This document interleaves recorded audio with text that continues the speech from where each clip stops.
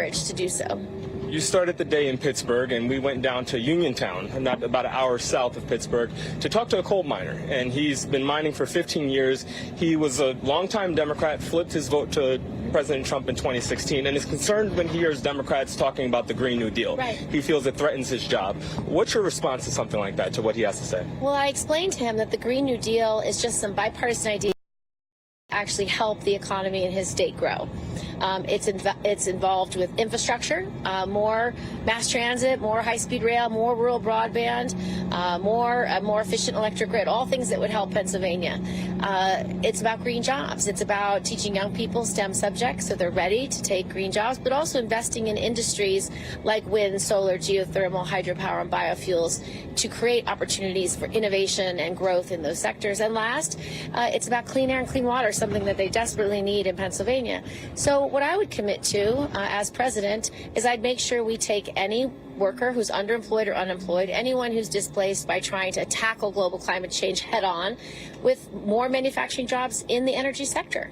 So why not replace coal mining with green energy manufacturing in that state, with wind turbine manufacture, with solar panel manufacture, or even with manufacturing building materials that are LEED certified and helpful to tackle climate change. Because the truth is, and he knows this, I'm sure, is it's the greatest threat to humanity. And when we have the wildfires in California and the droughts and the tornadoes in the Midwest and the flooding everywhere, people are dying. And you have to address this challenge as the great threat to humanity it is. And we've been looking at poll numbers. Poll numbers nationally, you're stuck at about 1%. Some polls have you registering lower than that. Is this trip about getting attention to boost your poll numbers?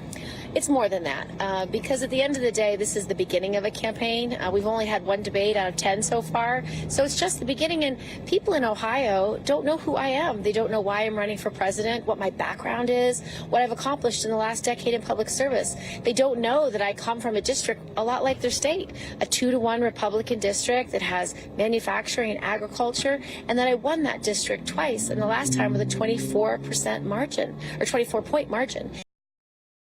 That's real, and I've continued to bring our state together and winning in those red places in our state. I just won back 18 counties that went to President Trump in the last election. So voters in Ohio and Pennsylvania and Michigan are going to get to hear who I am, because I want to represent everybody, and I know I can win the red and purple places because that's what I've done in New York.